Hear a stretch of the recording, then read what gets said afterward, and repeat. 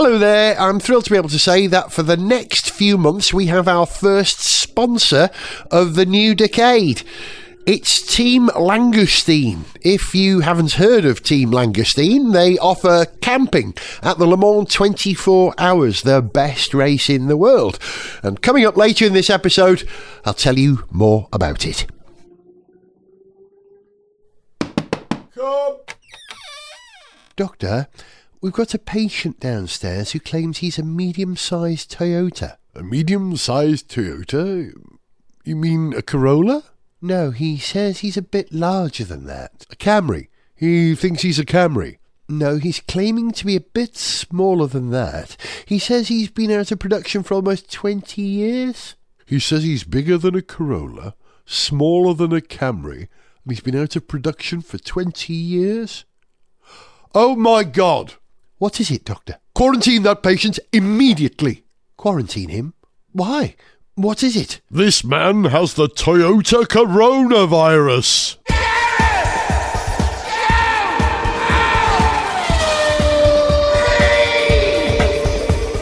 This is Gareth Jones on Speed. I'm Gareth. He's Zog. Hello.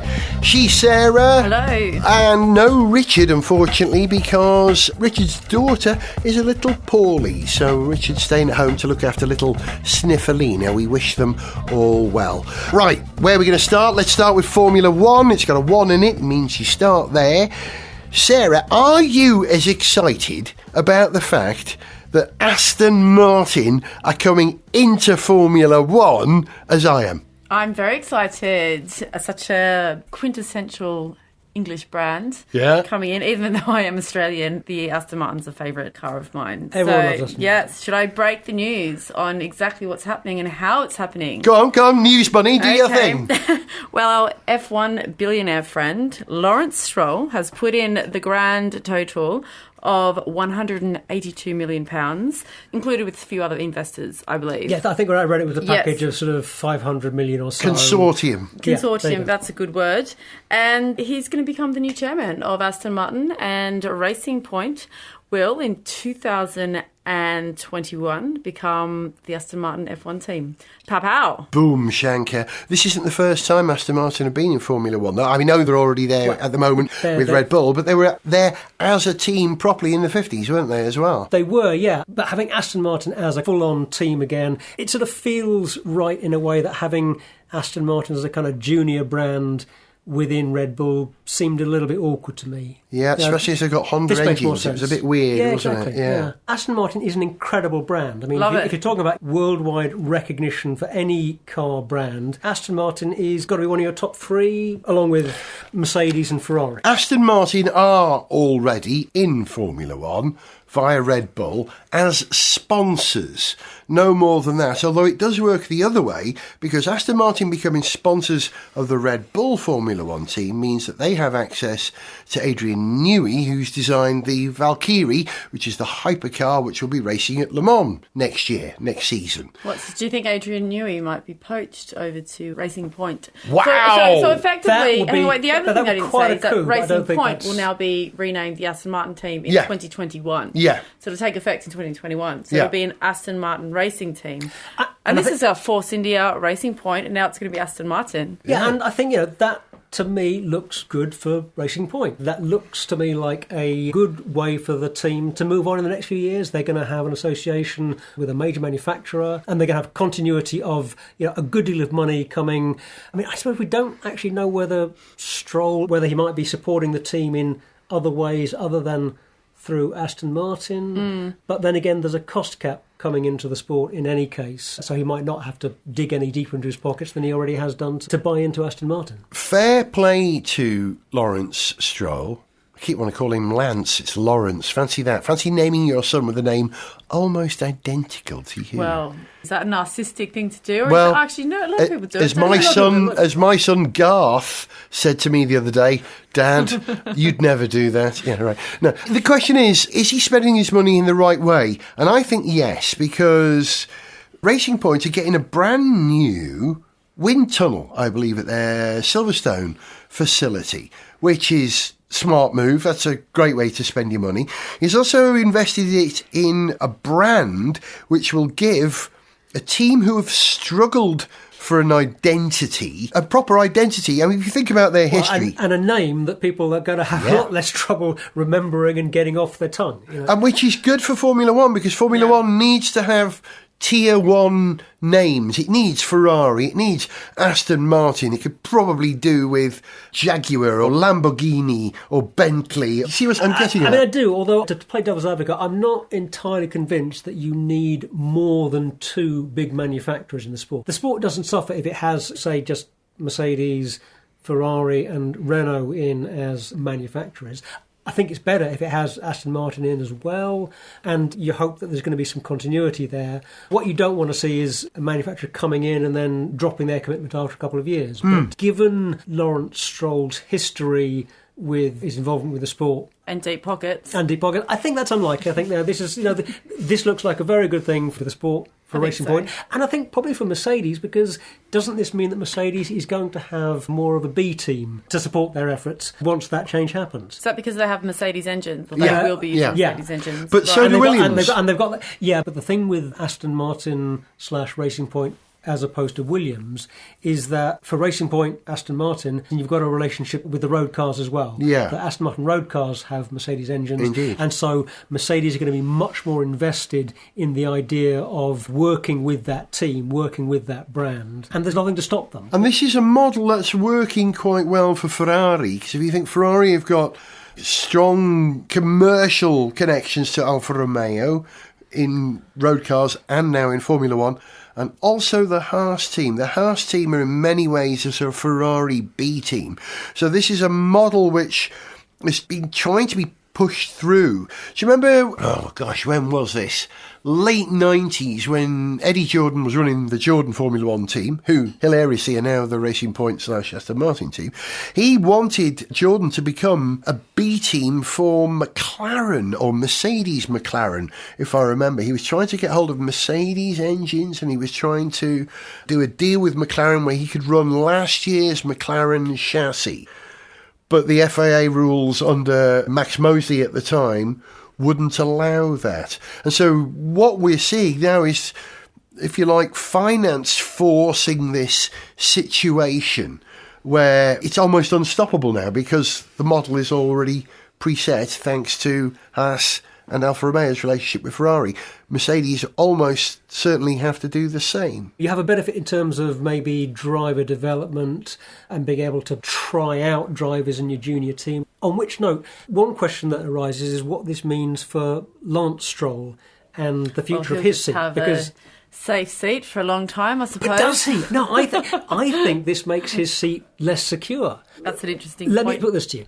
If you are son of the owner of a Formula One team. If you're the son of the owner of if you're the son of the owner of an F1 team, that makes you pretty safe in your seat. Rather. However, but this is the thing. But once Racing Point becomes Aston Martin and it's associated with a major car brand, rather than being, to put it unkindly, Daddy's the plaything team. of a billionaire, you have to be more accountable to shareholders. You have to be more concerned about your performance, your PR and your performance. Exactly. So I think it makes Lance Stroll's seat less secure, not more secure. So can I also just say, I was reading up on this also, is that one of the reasons why Aston Martin got themselves into trouble is that they started a new factory in South Wales to make the DBX. I've been there. St Athan. I made a program there. So they just poured a whole lot of money in there, and so that's what's got the money stuck. Well, this is part of the plan by the head of Aston Martin, Dr. Andy Palmer, what he calls his second century plan. Aston Martin was 100 years old when he took over, and he put a plan in place for their second century, which included making SUVs, diversifying to two factories rather than the one at Gaydon.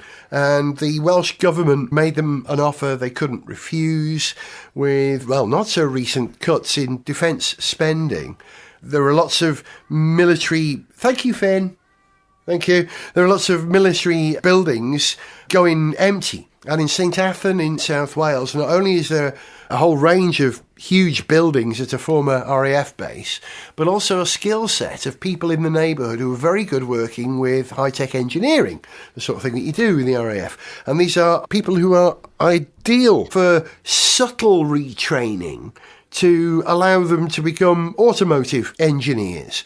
So, yeah, absolutely, Aston Martin going to build in Wales. And I think I've said this on the programme before. Historically, all Aston Martins, if you open the bonnet, there's a Union flag and it says Made in England by Aston Martin. But any of the DBX built in St Athan will have the Welsh Dragon. It will say Built in Wales by Aston Martin, which is kind of cool if you're Welsh. Yeah, I like that. I like to consider Aston Martin Welsh the most English of brands, you could argue, couldn't you, with Bond? Yeah, although Bond's Englishness is an interesting thing because Bond is, of course, also Scottish. You think of the name Bond? You can say that he's the quintessential English spy, but he's not. He was educated in Scotland, Skyfall. In Scotland, yeah. And Connery is a Scot. Yeah. And Piers Brosnan was an Irish-American, wasn't he? I think. Piers Brosnan. Yeah. And Timothy Dalton was a Welshman. Yeah. And there was an Australian Bond, Lazenby. So, yes, Bond was international. Exactly. Those are the actors. He's a mixture of various, Anglo-Saxon, Anglo-Celtic, British. Yeah, absolutely. And I think we love all of those different, strands of Bond differently, I'm a Bond fan. Do like the Bond series. Which will be... actually, I've got a bit of a soft... Lazenby, actually. On Her Majesty's Secret Service is one of my favourite Bond films. Absolutely. Me too, yeah, absolutely. I think Lazenby is rather underrated there. Actually, we're going to have to cut this short. we could go on for a long time about Bond. But he wore a kilt. That made him cool. Also in OHMS was the dreadful scene with the snow clearer that sliced up the people who were chasing Bond, wasn't it? I think it's the most moving of the Bond films. The end. I think, absolutely. It's the end of that film, Sarah. It's a real weepy. The slice what, sorry? Yeah, well, there's a scene in a Bond movie where there's a snow clearing device. It's sort of, and the guys who were chasing Bond get caught in it and spurted out, red blood squirted out. I saw a trailer for, you mentioned A Time to Die, Sarah, and I saw the trailer for it the other day. Yeah, I'm looking forward to that. It's going to be a cracker. We've gone slightly off topic, talking about Bond. Only slightly, because we will talk about Bond. Man of Mystery, but that's Austin Powers, isn't it? It's the same thing, basically. But he's James Bond in a comedy. And now we are really... but Aston Martin, you're right, as part of their ambitious plan, spent an absolute fortune on moving into this new facility. And also, they floated on the stock exchange, didn't they? And their value has dropped recently, and that's what's allowed Lawrence Stroll to buy such a large stake in the firm. But apparently, Lawrence Stroll's skill is buying up brands who are struggling and really making them work. What's the polo brand he owns? That Tommy Hilfiger. Tommy Hilfiger. Ralph Lauren wasn't Ralph Lauren? No. What? Polo by Ralph Lauren. I don't know. No, it's Tommy Hilfiger. Is it Tommy Hilfiger? I know he owns some high street brands, a very famous designer brand. Polo. Okay, says it's Ralph Lauren. Well, I know he's made a success of that. That was struggling. But that's the trick, isn't it? Buy something when it's down, and the money that you save when it's cheap, owning it, investing it to make it work. So that's a good model. Yeah, although I guess you have to pick the right companies. Some brands that are on a downward slope. Sometimes that downward slope continues. But Aston Martin, with the brand recognition that it has internationally, that's probably a good buy. Actually, you know what? We're both right here. He invested in Pierre Cardin and also Ralph Lauren. He brought Ralph Lauren to Canada, but he also invested in Tommy Hilfiger and Michael Kors. So cool. He's, we wish him well, because as I was saying, that team... It's been around a long time, and it's still here by the grace of, I won't say by the grace of God, but by the grace of cash. The grace of Lawrence Stroll. Yeah. There is God to saving Formula One teams. Before it was Racing Point, it was Force India. Before it was Force India, it was Spiker. Before it was Spiker, it was Midland. Before it was Midland, it was Jordan. It's got a heritage, certainly a heritage, but it hasn't got a brand identity that has got legs. I think of all of those, Jordan lasted the longest. Jordan was, I think, of all of those, Jordan is clearly the one that, if you were to ask contemporary F1 fans about it, Jordan would be the one that has the fondest place in people's hearts and is the best remembered. And they're the only one who actually came into it as an existing race team, because Eddie Jordan was running Eddie Jordan Racing in Formula 3000 in Formula 3 before then. What's the word? John Lacey. Upscaled, that's right. Lacey. They matured, they graduated to Formula 1. Everyone else who's owned that team since have just been investors, many of them Canadian, or certainly two of them Canadian. Yeah, Midland was Canadian, Lawrence Stroll's Canadian. The two in the middle, Spiker, were Dutch, and Force India were, well, clearly Indian, yeah. Clues in the name. We wish him well, it's great. But I heard a very interesting thing recently. Just before the news broke that Lawrence Stroll had bought Aston Martin, was going to rebrand Racing Point as Aston Martin, I'd heard that Toto Wolff was putting together a package to help manage Mercedes' exit strategy from Formula 1. Because Mercedes have achieved pretty much everything that they can, with the exception of Lewis's 7th championship and beating Schumacher's points. You know, they can only fail. In a sense, they can only go downhill from here. Yeah. You know, and that they had a plan to leave Formula 1 in the next 2 years, because they're now already in Formula E, you know, they've got a foothold there. And that their exit strategy was to sell the team out to a consortium led by Toto Wolff and largely financed by Lawrence Stroll. And it was believed this was why Lawrence Stroll was buying the Aston Martin brand, that they were going to rebrand Toto Wolff's team, which is Brixworth and Brackley, as Aston Martin. But as it turns out, because he'd already bought that team, he's plumbing his money into his own thing. Well, in any case, the Daimler CEO was fairly clear, this was a couple of weeks ago, that they wouldn't be leaving F1. The CEO was fairly clear in denying there was any exit strategy. Those statements aren't always entirely reliable, but I believe that. Interesting. I think that I don't think they're about to bail. They're not about to bail, I think. Well, let's hope not, because the skill set of those people who've deservedly won those championships, it would be a great shame if they weren't financed and supported in F1 anymore, wouldn't it? They're such a terrific team. I want to see them carrying on racing in that style for a good few more years to come. It would be a shame to see them leave anytime soon. Gunter Steiner, Haas is the first team to reveal its 2020 F1 car after a difficult 2019. How are you feeling about your prospects for the forthcoming season? Oh, that in the... We're going to be totally... And is such a... That I'm already... So, you know, it's all... On the...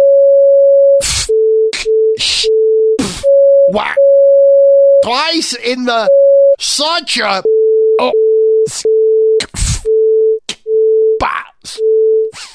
In my...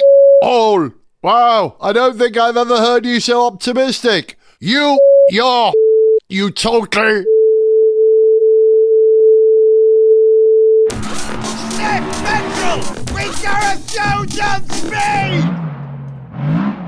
We are off to Le Mans this year, and that means you too, Sarah, doesn't it? I know. For the first time. Yeah, I'm tickled pink. Very excited. You're going to have so gonna be- much I fun, know. Kel. You'll love it. Oh, yeah. Might even hang around France for a couple of days, after. Well, I think, yeah, why not? Isn't the French Grand Prix the week after Le Mans? there you go. So you could go to that if you wanted. But hey, Le Mans is the big thing. We are very excited, me particularly, as I missed it last year. I was unable to go last year. I hope you're going to Le Mans this year. And I have to say, rather excitedly, this year for the 2020 race, the final year of the LMP1s, I should say, the mighty LMP1s, Gareth Jones on Speed has got a sponsor for our Le Mans shows. I'm so happy about that. Team Langoustine, they are. And if you don't know who Team Langoustine are, the other day I spoke to Mark Adams from Team Langoustine, who explains who they are. Team Langoustine has always been an entity that's set up by Le Mans fans for Le Mans fans. It was started in about 1989 when the original fellows went over, started enjoying themselves and then buying tickets and reselling them on for people in the following year. It then carried on to about, I think it was 2004, a guy called Andy McSwan approached the ACO and said, hey, there's a patch of land just inside the Tete Rouge corner there. got 6 ACO Marshall tents on there. Can we have a go at that, please? A deal was struck, and from there, Team Langstein has grown significantly to filling up 180 pitches on the site, complete with a shower block, marquee, fully serviced toilets, food, some electric hookup, security on the gates. It's a really nice, secure compound with a concrete wall around it that's right on the edge of the circuit. And this is a different experience to camping at one of the campsites outside the circuit, which can be a bit like going into, a shanty town. A bit like the Wild West, yeah. I think we all blooded ourselves in the public campsites at Le Mans, and it is fantastic, but it gets to a point where you've lost so much stuff and your dignity that you walk past somewhere like Team Langstein and you think, I've got to be in there next year. And it is obviously more money, there's staff involved, there's security, but it's worth every penny, because once you get, you think, why didn't I do this before? So what would you get for your money? Presumably you've got to buy general entry, you've got to buy a grandstand seat if you want it separately, but for what you pay for you guys, you get a pitch of what size and what sort of exactly facilities do you get at this Tête Rouge site? Everybody, you have to have a general entry ticket. The campsite is actually in the general entry ticket area, so once you have to show to even get into the circuit, and then our campsite is within there, so it's quite a luxury to have actually. You can take a tent-only pitch, which is 30 square metres, or you can then come in with a vehicle, and you have to have a vehicle ticket, and you can get a 40 square metre pitch. You can get up to a Winnebago RV vehicle, which is 50 square metres. In there, we have about 180 pitches of mixed sizes, depending on the mix of tents and Winnebagos, etc. There's a large marquee and food, bar, fully serviced toilets and showers, as I've said before. What if you haven't got a tent of your own? Can you surprise stuff? Yeah, that's actually something that's come to us as an idea. We're looking at pre-erected tents for people because having come down in previous years in totally unsuitable vehicles, we realise people don't have much room. And we have one guy potentially flying in from the States. So, yes, we are going to offer, all being well, pre-erected tents this year. Tell me exactly where this is. This is within the circuit by the corner Tête Rouge, so it's a great viewing position, isn't it? It is fantastic. Can you see the circuit from where you're camping? You can see the banking, so you can get out of your tent in the morning, go and grab a cup of tea from our bar, walk out the front of the gate. The banking is right in front of you. You walk up the steps of the banking with your little deck chair. You can sit on the banking, watching the famous Tête Rouge corner, hearing the cars roar past going down the Mulsanne. Directly opposite you is a massive exterior screen. So you sit there in the Sunday morning, getting the early morning sun, drinking your tea, watching the screen, Radio Le Mans in your ear, and the circuit's right in front of you. Very civilised. It's amazing, isn't it? Yes, Le Mans 2020, I can't wait. We will be there enjoying clean toilets, hot showers, and the race, of course, while we're there. And if this is something that you want to do too, you can. To find out more, please go to our sponsors page on our website. So go to www.garethjones.tv/Le Mans 2020. That's garethjones.tv/Le Mans 2020. And we'll see you at Le Mans.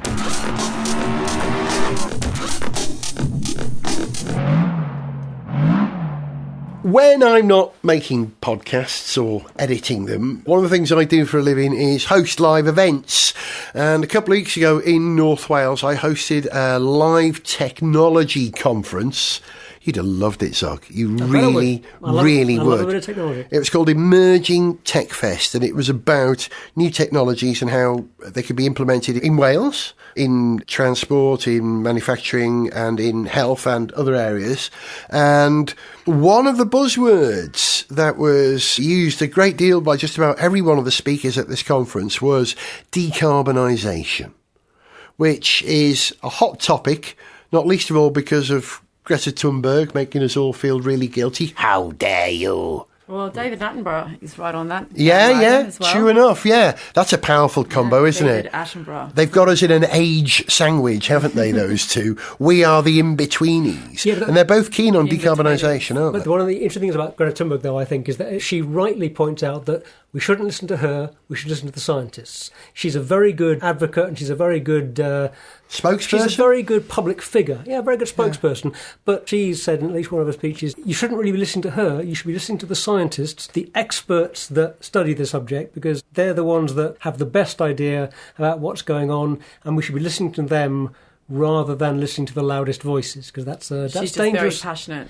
That's a kind of whole other subject, why she's been such a big part of the climate change story in the last 12 months. But she's a very effective public figure. I'm surprised Extinction Rebellion haven't been protesting outside of F1 races yet, and I think these moves by Ross Brawn, his recent statement, are perhaps going to try and allay that. Have you got the statement there, Sarah? News Bunny? Well, yeah, News Bunny. Well, last year, F1, or Ross Brawn, announced plans to go carbon neutral by 2030. And that's when he was considering different forms of transport, like sea freight and trains, things like that, of all their excessive motorhomes that's going around. So further to that now, he's probably dissected it down. You've got 9 Grand Prix during the year where they transport motorhomes around. They're all carted around by trucks, a large fleet of trucks. The other 15 races, the F1 community, they're happy to use whatever's there when they turn up. Yeah. So, for example, in Baku, they have prefabs that no one complains about. But, in the 9 races, they take around a huge amount of emissions with all their travelling motorhomes. The statistics, there's a total of 315 F1 trucks used by teams, Pirelli, F1 and the FIA at the European races. So the main support series 2, they account for 60 more trucks. So that represents a massive amount of diesel and mileage. But my question would be, what proportion of Formula One's carbon footprint are the motorhomes contributing? Because my gut reaction to Ross Brawn saying that they need to cut back on big motorhomes is that's not the biggest part of the carbon footprint of the whole sport. Well, I mean, they do fly everybody around the world, don't they? Yeah, but the biggest part, I think, is the transport of all of the equipment around the world, is the fact that you're shifting so much equipment all around, and a lot of it's air freight. A lot of it goes by sea as well, but there's a lot of air freight there, and I think it's something like 40% of F1's carbon footprint is the air freight. And one stat that I did read that was quite interesting, actually this has a bearing on what you're saying about climate rebellion, Gareth. The proportion of F1's carbon footprint that is contributed by cars racing on track and testing, if you add up all of the race mileage and all of the testing mileage of all of the Formula One cars themselves, that's 0.7% of F1's carbon footprint. Oh, that's incredible. And let's remember the efficiency of those power units, as we must call them now, the efficiency of a Formula One power unit is about 50% compared to a road car, which is about 30%. Yeah, incredible. So actually, I think you can make a very, very good case that in terms of what we are doing about climate change and what we are doing in terms of decarbonising, Formula One's actually doing some very, very good things. It's made its power plants incredibly efficient. Well, there's also argument to say that the F1 calendar needs to be adjusted to suit mileage and things like that. So it's And at the moment, travel. it needs to be structured in a way to minimise the distance coverage. So, for example, when F1 races in Austria, Budapest is only 400 kilometres away. Yeah. So instead of heading straight there, the entire circuit travels to Silverstone and then back to Hungary, and that's a road trip of some 3,400 kilometres. So the difference between those 375 F1 and support event trucks travelling either 400 kilometres or almost 3,500 kilometres equates to some 1.125 million kilometres of extra diesel usage. So that's a huge, that's an opportunity there to just actually rearrange the calendar, see if they can be a bit more carbon neutral. And also that a lot of team members would appreciate less time spent travelling. I would agree. And having a bit more downtime in between races, spend a day or two in Budapest rather than, why I not? reckon Formula One races are booked by rock and roll agents, because you ask any rock and roll band, their tours are always, we were in Plymouth last night and tomorrow we're in Glasgow, then we've got to go to Norwich before we've got to be in Dublin, and then we've got to be in Dover again. That's rock and roll, it's like that. But motorsport, well, Formula One is a bit like that, peppered all over the place. Yeah, if they could draw an efficient arc, efficiency is the way to limit waste, if you like. And decarbonisation is all about limiting waste, isn't it? That's right. There are many decarbonising strategies. If you take a big thing like Formula One, there are all kinds of ways in which you can try and reduce the carbon footprint that sport has, that culture has. Yeah, you reduce the amount of overall miles travelled. You try and make sure that whatever mode of transport you're using is more efficient. You transport less stuff, maybe. You make things lighter. You take fewer of them around. It's, well, they're working on that on all fronts, aren't they? They're talking about moving some of the freight from aircraft to sea freight, which is far less wasteful. They're talking about rerouting, of course, and they're talking about doing away with the motorhomes. And you're right, Sarah, to observe that the teams are perfectly happy to use what's given. You think of the Chinese race, which may or may not happen this year, thanks to coronavirus. Well, this is something we're going to come on to later. Yeah, but the Chinese circuit, the Shanghai circuit, when they built it, they built some magnificent rooms in the paddock for the teams. It was modelled on I think it's called the Yuan Gardens in Shanghai, which are little houses on stone pillars over water right in the middle of town. And they've recreated this. It's a lovely, lovely place. Now, you don't need to take a truck with you when you've got places like that. And similarly, until very recently, even Suzuka, one of the most celebrated of F1 races, simply had a stack of 3 layers of porta cabins for the teams. And teams perfectly happy to be there. They don't really need those gin palaces, as he calls them. What, though, they'd probably be very happy to be part of the movement towards helping our environment and our climate.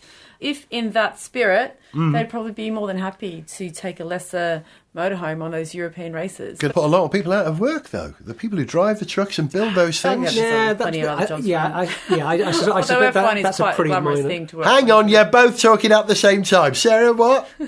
I said there's plenty of other truck driving jobs around, surely, but then... No, there won't be. No, if you're killing down on road transport. Well, I mean, you're going to, self-driving trucks are on the way to take some of those jobs away. Yeah.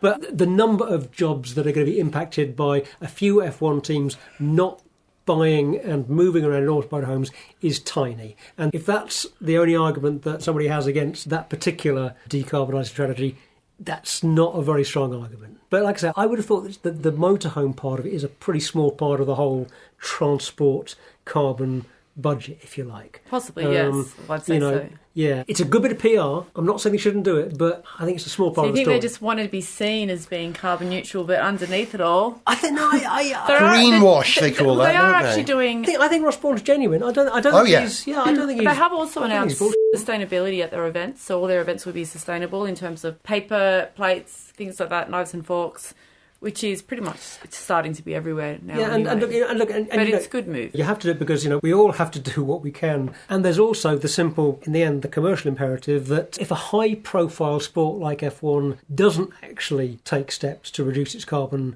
footprint, there comes a point at which that becomes quite toxic, and that is going to turn sponsors off, and that is very bad for the sport. And I think the people in the sport are smart enough to realise that. So, yes, this isn't just... They talk about the green economy being an economic opportunity, don't they? That you can profit from being a specialist in decarbonisation. If you offer that service to people, or you're a firm who can replace another firm who are less carbon friendly, then you are going to get the business. Any change presents opportunities. Yes. If you talk about the way that power generation has to change, the way that electricity grids have to change, if you're in the business of building solar panels, if you're in the business of making salt batteries for large-scale grid storage, those are good businesses to be in. That's what they say. There's a lot of wastage with even people's homes, the way they use energy. Certainly in British homes. British homes are very, very poorly designed. Very poor insulation traditionally. If you compare the UK housing stock to Scandinavian housing, we are terrible at energy efficiency. We're getting better, but we're terrible. I'm just wondering how carbon neutral, carbon efficient, carbon wasteful, carbon positive on speed is. I'm just thinking about it now. We didn't use any knives and forks, and we had the pizza earlier on that was served in cardboard. Zog, you're the only one who drove over. I was already here. Sarah came on public transport. I drove over here in a 2.5 litre turbocharged sports car. Good on you, I could have mate. taken a bus. Well, I could have taken public transport, but it would be a pain to get back late at night on public transport, and which is why I might be up for a lift. Hey, you're on. There you go. That's efficiency, ride sharing, efficiency, 100% increase. That has entirely scrubbed my green conscience for the night. Thank you, Sarah. Listen, Ross Brawn is zeitgeisting, I think, at the moment, talking about decarbonisation, because a similar thing is happening in the road car market here in the UK, where this last week the government announced that they were going to bring forward the ban on sales of cars with internal combustion engines from 2040 to 2035. 5 years sooner. They're bringing it forward from 2040 to 2035. To 2035. So in 15 years from now, you won't be able to buy a car that uses fossil fuels on board to motivate itself. So they'll all be either battery electric or hydrogen fuel cell cars. Yeah, or hydrogen fuel cell or hydrogen internal combustion would work as well. Yeah. But no, I think that's true, that hydrogen internal combustion would be allowed as well. But yeah, no petrol or diesel, even as part of a hybrid. A ban on selling new petrol, diesel or hybrid cars. Yeah. So to be brought forward from 2040 to 2035 under the new government plans. Which seems to be what I'm reading right now. Yeah, and which I think my first reaction to that is I applaud the ambition of that. So this is Boris Johnson unveiled new policy as part of a launch event for a United Nations Climate Summit in November. Yeah, for which he also sacked the UK's chairman for the event. So we now have no UK chair to lead this event. And the couple of high-profile people he approached to take over the job turned him down. I mean, you can speculate what the reasons might be for that. Working with Boris Johnson? That would seem He might be all right to work with. Who knows? Well, he might be. I'm kind of sceptical, particularly given the very harsh words that the sacked chair had to say about Boris Johnson. Now, granted, people that have been sacked from jobs don't always have the nicest things. It was a personal issue. Well, who knows? I thought it was very, very striking in the interview. Was it Claire O'Neill? Is that the minister who was sacked? I'm not sure. I think that's her name. Yeah. But I thought it was quite striking just how vehement, scathing she was about Boris Johnson and his, first of all, his level of honesty and just how much you might want from him before you actually trust any commitment that he made, and also about what his level of understanding of the climate change issue was. I had an idea the other day that the only way that Britain was going to go with this Brexit mentality of taking back control, so I'm being Boris Johnson now as I wave my arms around, was by setting standards that are greater than any standard set by the EU in anything, in manufacturing, in carbon emissions or anything like that, so that we are automatically in line with European standards without having to kowtow to their rules. If we set rules, so I'm doing that in inverted commas for they kowtow, I don't believe that. So if we set rules that are higher, we are automatically within European acceptance and satisfying all those people who say, "Oh, we've got control back." You know, I think that's a function of what's happening here. No, not 2040. We do it 2035. You not agree? I don't agree. I think that's too simplistic, and I think that I dare say it is true that in various areas, like, for example, a commitment to when you're going to achieve zero carbon in your transport sector, zero carbon in your energy generation sector, or when you're going to stop selling internal combustion engine vehicles, that a more ambitious target means that you're automatically going to conform to whatever that European standard is. But I think the caveat, the reason why it's not quite as simple as that, is that in so many of these areas, and this is to do with a great many more things than carbon emissions or transport, but with a great many of these things that you might be setting standards on, the standards are just much more complicated and nuanced than a simple number that you're going to have more or less than. You know, and also that idea runs entirely against the grain of a lot of the direction of a lot of this take back control tendency amongst Brexiteers and amongst people for whom that take back control idea has been a driving force in this whole area, in that what they want to do is to have lower standards, fewer standards, in order to provide... Be more flexible, more jobs. Yeah, precisely. Well, more flexible, because, you know, if you've got fewer rules, it superficially seems easier to attract all kinds of investment. But in doing that, they'd be cutting the nose to spite their face, of course, because they wouldn't be able to interface with European regulations, which is, as we still know, the biggest local market, or the second biggest market in the world, as far as we're concerned. And this whole plan of exceeding any set limits by the EU is a saving face thing for people who think like that. Yeah, but we're getting off the beam of the vehicle sales things and this idea of moving to electric and hydrogen cars only rather than internal combustion engine. And it seems to me the obvious question here is just how much joined up thinking there is behind this and how much how they're going Other to thought has achieve gone it. into this, because at the same time that this has been announced, the government is still phasing out the subsidy for new electric cars. Yeah. You know, it was £4,500.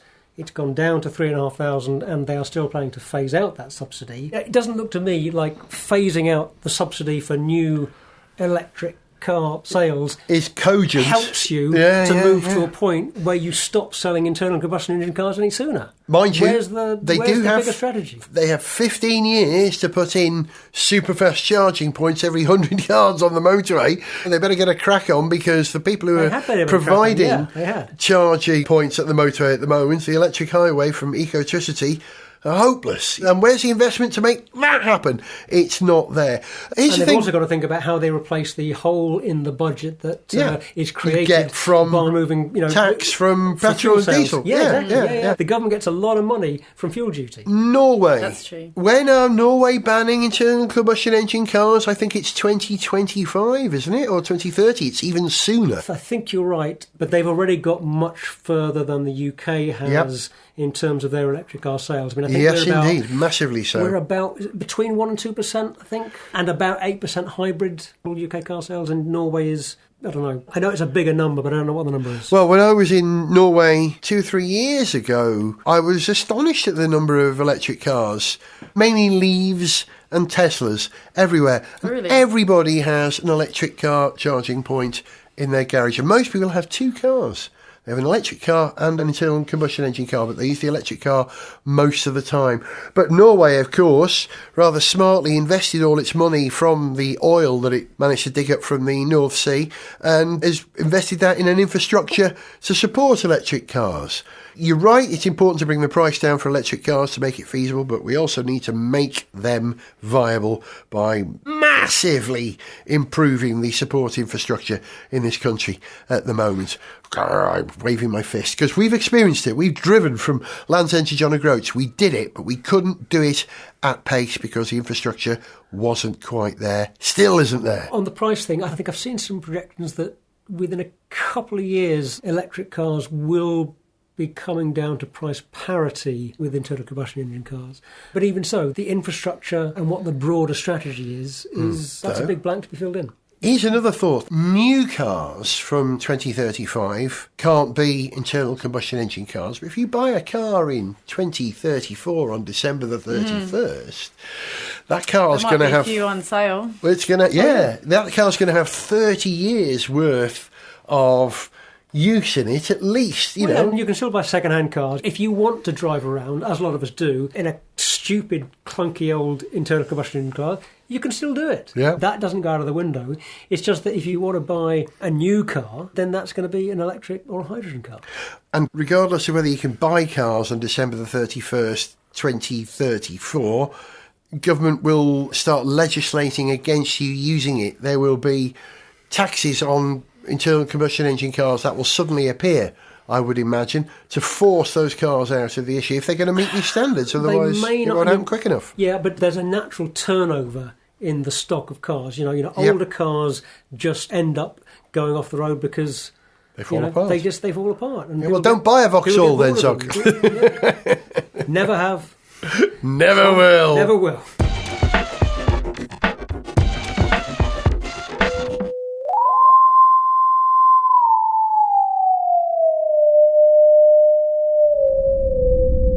Captain's log stardate 2020-02.13. The Enterprise is en route to Tesla 3 to meet a pan-dimensional being known only as Musk. My hope is that... Computer, pause. Mr. Data, report. Captain, sensors are picking up unusual readings. Unusual? How so? It is difficult to explain, sir. Do try, Mr. Data. It's something the like of which we've never seen before. Is it something we should be concerned about? Yes, Captain. We should be very concerned. Why, Mr. Data? What is it, and where's it coming from? It appears to be emanating from Earth, sir. From Northamptonshire, a small facility in Brackley. Brackley? That's the home of the Mercedes-AMG Petronas Formula One team, isn't it? Yes, sir. It appears the team have acquired a new sponsor, sir. Ineos. and as a result, the team have put the colour red on their car. This is serious, Mr. Data. Wait until Scuderia Ferrari hear this. It's something that could threaten the balance of the entire universe. Yes, sir. What do you suggest we do, Mr. Data? The way I see it, sir, we have two options. Either we attempt to restore the universal balance by adding silver to the Ferrari F1 car, or nuke the entire Mercedes facility from orbit. Mr. Wolf? Yes, sir. Fire all phasers.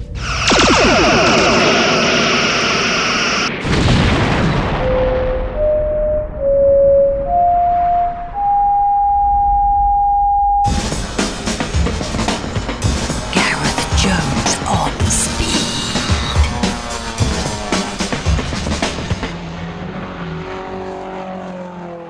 There's a lot of illness around at the moment. I don't know if you've noticed, but I'm a bit bunged up. Nothing that serious. We've got Richard's daughter who's a little poorly. But there is real concern for an illness, a virus, which is at epidemic proportions at the moment, contained largely to one territory, but has the potential of spreading further and wider, and is already affecting various aspects of the world of cars, whether it's car manufacturing or motorsport. Sarah, you want to do the motorsport thing? You talk about the Chinese Grand Prix and where we're at with it? I'm talking about the coronavirus, Yes, of course. the coronavirus was a very serious thing in China. Do you actually realise how it started? We don't know. Okay. Well, my understanding is we don't know for sure how the coronavirus got from whatever its original animal host was to humans, but it probably went through the pangolin. Bats are implicated, and possibly a live seafood market was implicated in some early transmissions of the virus, but we don't know, I think. Is the bottom Well, it's line. now a world health crisis. Back to the Formula One, because on the 19th of April, the Shanghai Grand Prix is scheduled to happen.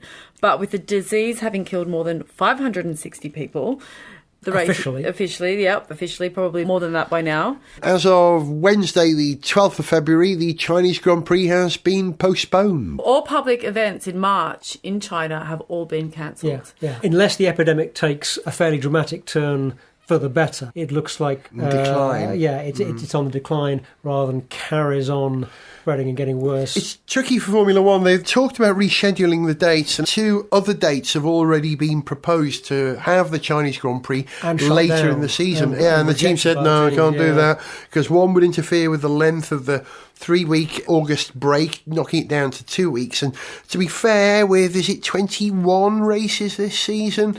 22 Grand Prix this season. Is it 22? Because Yeah, we've got it's- Vietnam and we've got the Netherlands as well. Don't call it Holland. It is in Holland, but it's the Netherlands Grand Prix. Very good. I mean, they're going to So cancel. if they do it's going to be reschedule cancelled. and put the Chinese Grand Prix to later in the year, it means it will be a very tight schedule for the last 14 races. They'll almost have back-to-back weekends, which will be quite draining, you'd think.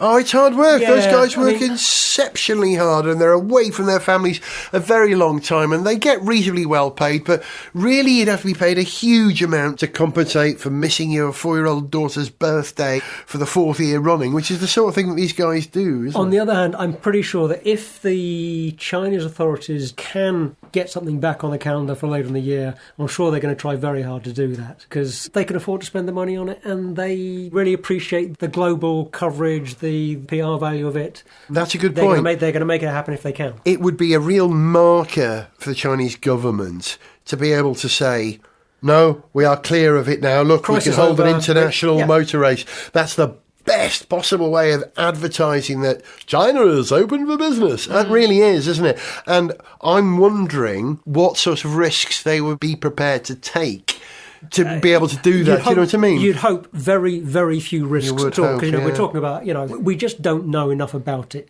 yet. Even on the basis of, we talk about 500 to 600 people killed so far. 560. 560. And that's just in China. Officially. Yeah, those official figures. Officially. Yeah, it is quite conceivable that the official figures are quite a way short of the real numbers. There are some quite credible Absolutely. suggestions that they're... Well, I mean, quite apart from the fact that, it takes a while for things to be reported, it is quite possible that the inclination of the Chinese government to be over-controlling with information and to manage information in such a way as to reassure a population rather than to cause panic.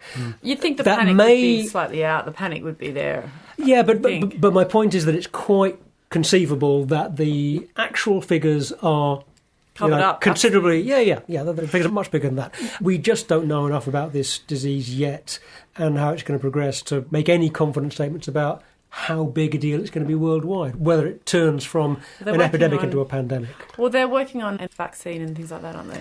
Centres in several parts of the world, in China and in the UK, are working on vaccines. They've got the genetic makeup of the virus that is enabling groups to start working on vaccines and on treatments. But as I understand it, we don't know how quickly and how well those efforts are going to progress. We're working on it, don't know how soon that's going to turn up some good results, though.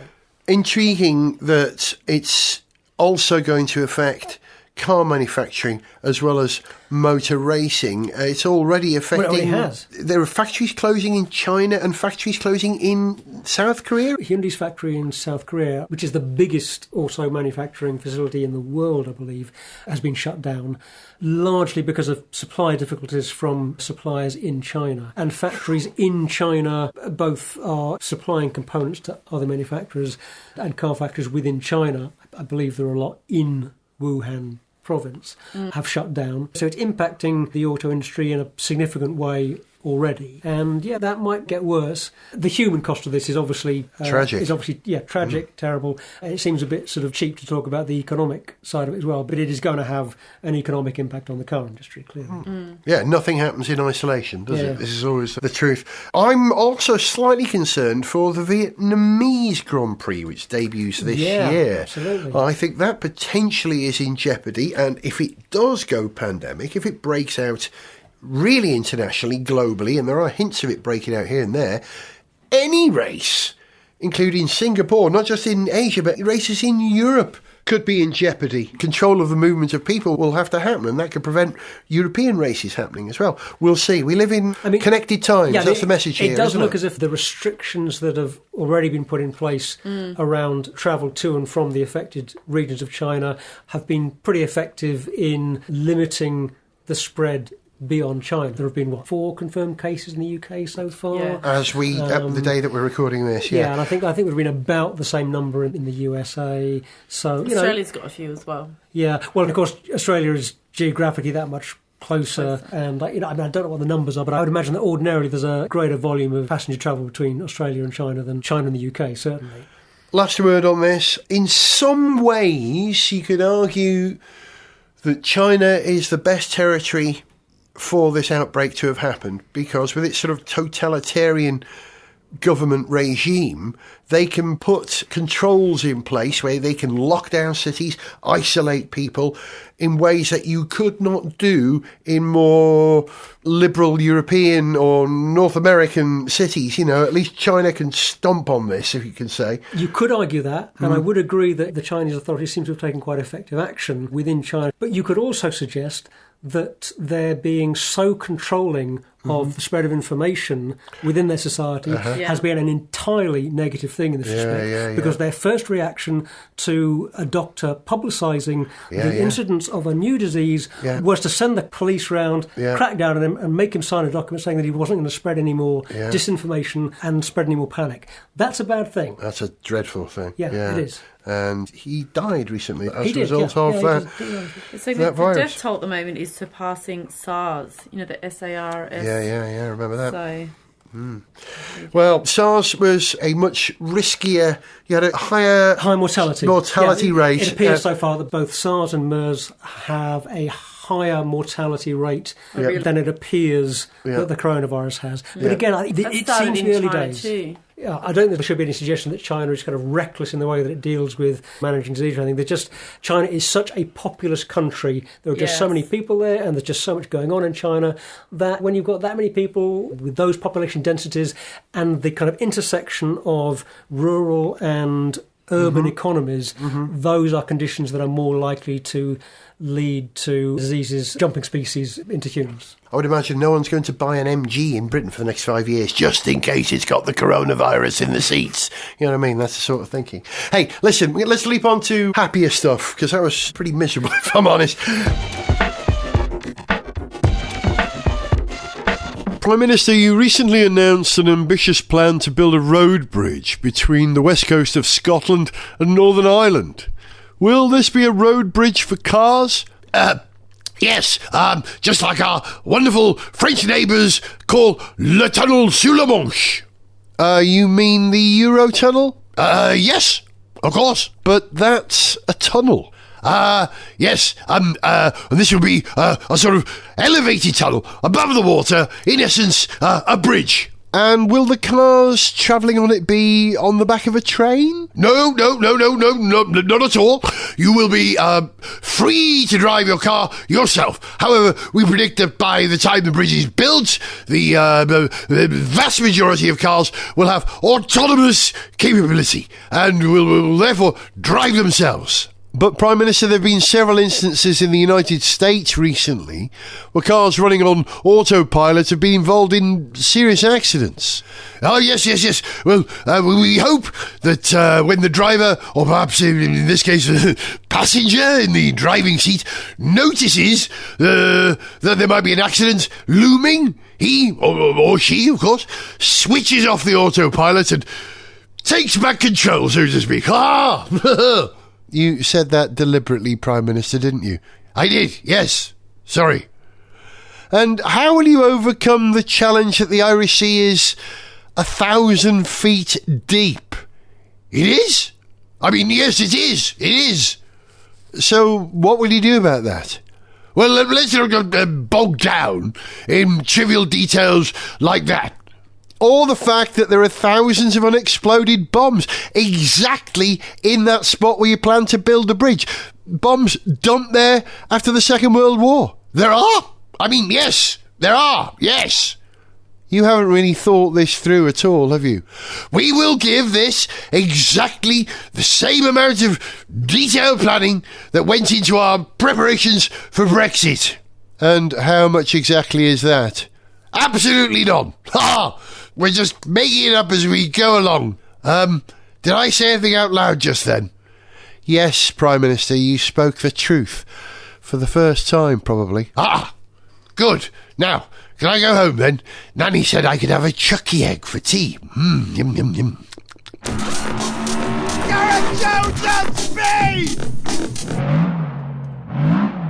A few weeks ago, Zog went to see an exhibition at a museum in London about cars, and curiously, it was at the Victoria and Albert Museum, not where you'd expect to find an exhibition about cars. And while Zog was there, he conducted a short interview with Brendan Cormier, one of the curators of the exhibition and a senior curator in the V&A's Design, Architecture and Digital Department. Brendan, first of all, nice to see you dressed as if you are about to participate in a pit stop at maybe 1930s motor race, perhaps. Blue overalls. You're looking the part of a curator of a motoring exhibition. Could you just describe the exhibition that you and your colleagues have created here at the V&A? It's a look back at 130 years of automotive history, not looking at the design of the car per se, but looking at the car as a designed object, and through that lens understanding the impact design can have when design reaches the scale of kind of global ubiquity that the car has done in 100 years.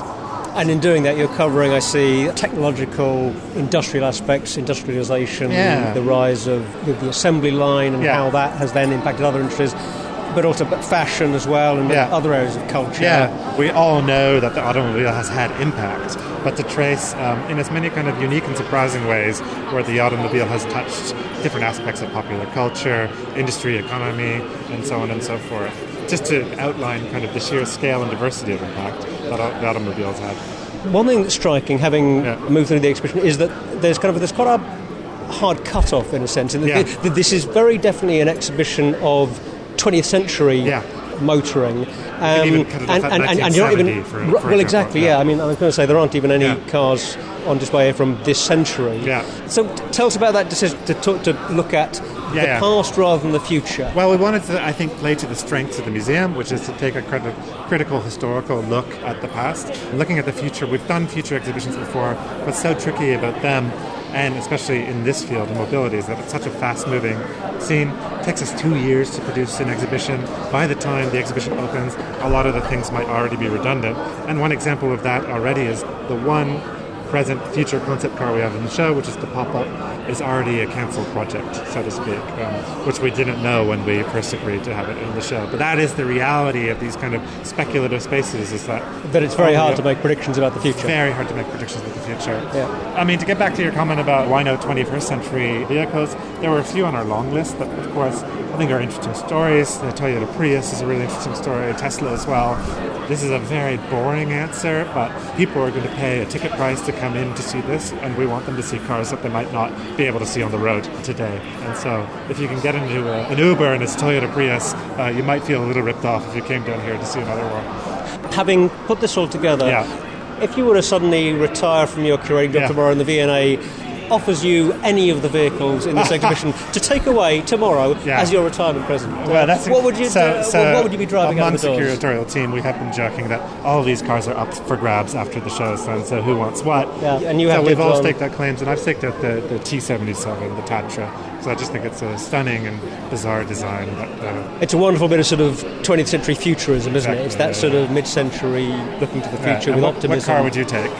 Actually, I'd probably take the one that's next to it, the Delahaye. Yeah, it's fantastic. I love an open-top sports car. Yeah. It's got to be the Delahaye. I'm sure it's fun to ride as well. Maybe one day I'll find out. Brendan, thanks very much, and congratulations on putting together a Thanks great a show. lot. And if I had a choice of taking a car away from that exhibition, I saw on the website that they've got a model of the 1958 Ford Nucleon, that nuclear-powered car that was envisaged as a concept by Ford in the 50s.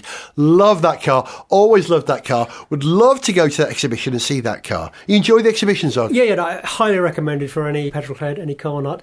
Actually, the other thing that I would have taken away from the exhibition is there's a beautiful model of the Fiat factory in Turin, made famous with a test track on the roof. That's the one, yeah. And one of the beautiful things to me about going to a museum and seeing a good exhibition in the museum, it's the physical stuff. Even though I've worked on digital museum content, there's something very special about the artefacts and the objects that you can get close to in an exhibition in the museum, and I love that model. Just beautiful. And that exhibition, which is actually called Cars Accelerating the Modern World, is on now until Sunday the 19th of April 2020. Go down and see it. Actually, I'm going to go and see that. Something to look forward to. You like it. And you, Sarah, we need to... I'd actually really love to see that. Yeah, and we could go together maybe. Perfect. We'll do that. And in the meantime, we need to talk about getting you some walking boots for Le Mans, because you'll need those, right? And if you want to come to Le Mans, don't forget, go to our website, garethjones.tv/Le Mans 2020. Find out all about Team Langoustine, and you can come and basically camp with us at Le Mans. Right, that's it from Sarah. Goodbye. That's it from Zog. Goodbye. And that's almost it from me. We're going to leave you with a tune. And you know how on Gareth Jones on Speed, I have a tendency to do songs from artists from a long time ago. Not on this occasion. Ladies and gentlemen, I present you a song in the style of a contemporary act for the first time in ages. This is my interpretation of what Idols would do if they wrote a song about cars. See ya!